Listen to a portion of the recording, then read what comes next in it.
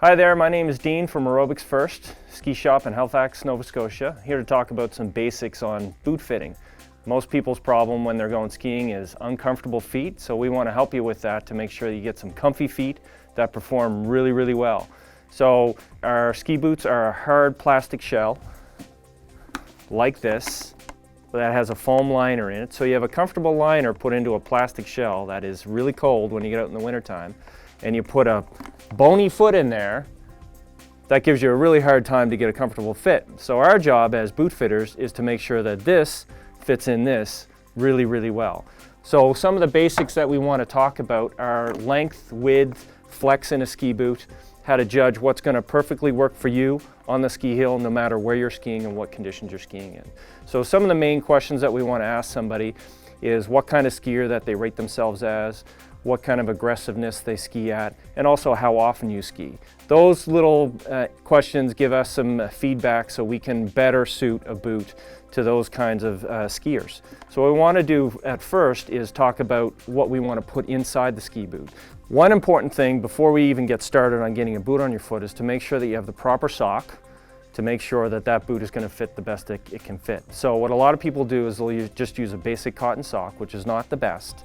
Cotton is a nice natural fiber, but what it does is it soaks up all the moisture, keeps the moisture inside the boot, better chance of cold feet. So what we want to look at is trying to keep that foot as warm as possible and also dry. So the two options are either a synthetic sock or you can get into a merino wool. Synthetic is really good because it's a man-made fiber, wicks moisture away to keep your foot dry. That moisture goes into the liner. Works pretty well, but doesn't have as much warming properties as it should. When you jump into a merino wool, wool has properties where when it gets wet, it gets warm. It holds that heat in it. So with a merino wool sock, it wicks away moisture a little bit, then also it keeps a little bit of that moisture in the sock to keep your foot a little bit warmer. So this is a starting point. The other thing with a weighted sock, you don't want a sock that's too thick. You either want a fairly thin sock or a medium weight sock. There's only so much room in that boot to start with, so we want to make sure that you have enough insulation on that sock to make things better. But also on the other side, we want to make sure that you're as close to the shell as possible for performance reasons. So from there, what we do is we'll take a boot, we'll fit you in with a measuring device like this. So how we do it is looking at left foot and right foot. We sit you down, take a look at what your length is when you're seated, and also what the width is of your foot. And then we'll get you to stand up and see how your foot changes from left foot to right foot. Typically when you stand up, there's a change in your foot. When you're unweighted to a weighted position, this will actually move slightly. So this will give us an idea how flexible your feet are, so we have a better chance of making sure that the width is proper in the boot and also the length is proper in the boot. When we start looking at your foot, we look at the shape of your foot in terms of width, length, and also the flexibility of that foot too. So when you're seated, your arch will be in a certain position, and when you stand, that foot will have some flexion in it. So what we do is look at how your foot moves. That'll give us an idea how your foot is going to move inside the boot. So what we look at for measurement, we look at this length to make sure that we get you in the right length of boot. But then from there, we look at hot spots that are going to give us maybe some problems when we look at your foot, when you get into that plastic boot. So what we look at is both sides of the width of the foot. If there's any bunions, bunionettes here, depending on where this bone is here. If you have a really wide foot, we look at that part of the foot. If you have a high instep, that's going to give us some issues. That's going to be a lower instep boot. And then we also look at your ankles, how big your ankles are. That's pretty much the thing. We look at your foot to make sure that when we put your foot in the boot and look at that shell, it's going to match up pretty good. So when we're sitting down looking at your foot, what we're trying to do is assess what kind of foot type you have to make sure that we have the best chance of making sure that that foot fits well into that ski boot. So what we generally do is look at what the length of your foot is and also the width of your foot to make sure that the proper width and arch height is going to fit that foot. Generally, the hot spots on that foot that we really look at is the width. So if you have a bunion, a bunionette, any protrusions on this side of the foot, And then also what we do is look at your ankles. If you have a fairly good size ankle or a smaller size ankle. What these generally are the hot spots, the main hot spots that we look for to make sure that if we need to do any manipulation on the shell. So when we get into the boot fitting process, we make sure that we do that beforehand. So when you put your foot in the shell, it's going to be the best chance of being comfortable. So the first thing to do when you're getting ski boots fitted is to check to see what size your feet are. So what you want to do is be seated with a good pair of ski socks on to give you a good sense of how much volume is going to be in the boot.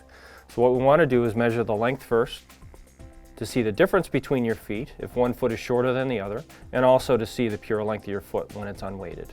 So then what we'll do is get you to stand up. Then what we want to do is check and see what the difference is on your feet when you stand up and get in a weighted position. For most feet, there is a little bit of flexibility in the foot, so when you start to put weight on it, there is a slight foot change in terms of length and also width. So then what we want to do is see how much change there is, see the difference between your left foot and the right foot, if one foot is a little bit longer than the other, because that will cue us to make sure that we fit the longer foot first, because the shorter foot will be an easier foot to fit. Then what we also want to do is check the width of the foot to see what kind of volume we need in the boot to make sure that that foot is going to sit properly in a weighted position. So what this does is it tells us in millimeters. His foot measures a 95 millimeter width and also a 97. So what that tells us is in ski boots these days, just like shoes, you can get them in different volumes. So in ski boots, the lower the number, the narrower the boot is, the higher number, the wider the boot is. So as the number gets bigger, up to 110, the wider the foot.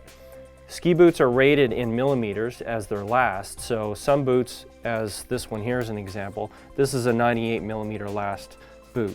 So the starting point on how wide that boot is, this is a narrow boot in general speaking, which will match the fit of his foot. So that's what we want to do is look at, is it a narrow foot or is it a wide foot? That gives us a really good starting point to see what shell is going to be a perfect match for that foot to start with.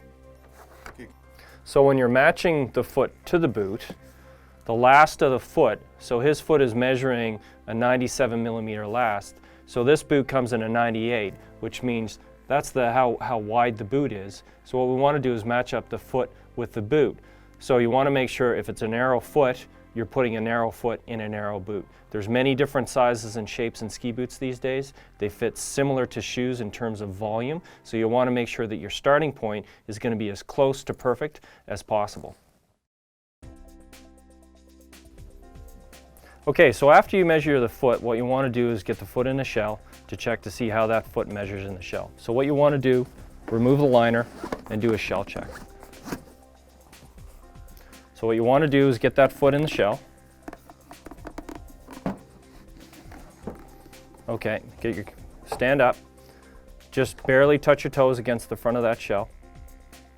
Then what you want to make sure is you do a shell check to make sure that you have 2 fingers from the heel to the back of the shell. This gives you the appropriate amount of volume because the foam shell that goes inside the liner after a while packs out. So what this does is it just checks to make sure that you have the proper length at a starting point where the foam is as thick as it's going to be until it breaks down. Then after you do your length check, what you want to do is move the heel back right into the heel and check the ankles. So what you want to make sure is the ankle on the inside and outside of the foot is not actually sitting on the shell. If that foot is flexible enough where your inside ankle is sitting on the shell, what that will tell you is you will have to do some shell manipulation before you actually get into any boot fitting. So this is your starting point to make sure that the shell actually fits the foot properly. Then we'll get the liner in to actually check the flex and the volume of the shell. So after we measure your foot, what we want to do is get you in the shell. One important thing to always remember is you want to open up the shell on a 45-degree angle. It makes it a lot easier for yourself to get in and out of the boot. There's a strap that they put on the tongue nowadays, so when you open it up in this fashion, it's a lot easier to get in the boot and also to pull the boot off. So what we want to do is when we get you in the boot, first things first is that boot is probably going to feel small, your toes touching. There's a lot of foam in the back of the boot that prematurely pushes you into the front of the boot. So this is where a lot of people get into trouble. As soon as your toe touches, a lot of people think it's too small. this is a perfect position to start from. The boot is actually a really good fit at this point. So then what we'll do is we'll buckle you into that boot and start to pull your heel back into that heel cup so we can really get a good sense of where your toe is going to end up. So now what we'll want to do is we'll want to get you flexing in the boot, and what that tries to achieve for us is that foot is starting to move back in that heel so you get right into the heel cup. So then what we'll do is we'll get a sense of where that toe is ending up.